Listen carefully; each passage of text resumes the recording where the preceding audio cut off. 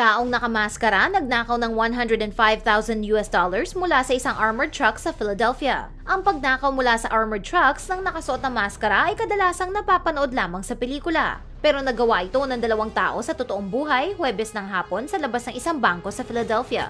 Suot ang itim na bandana at hawak ang mga assault rifles, hinold up ng magnanakaw ang crew ng isang Garda armored truck at nakatakas sila dalang $100K sa isang ninakaw na minivan. Nakita ng isang saksi ang mga magnanakaw na tina-transfer ang pera sa isang puting Cadillac Escalade, 2 block mula sa eksena. Na-trace ng pulis ang license plate sa Henry on the Park Apartments kung saan natagpuan nila ang SUV. Pinasok ng pulis ang apartment at nakita nila ang isang malaking plastic bag na puno ng pera.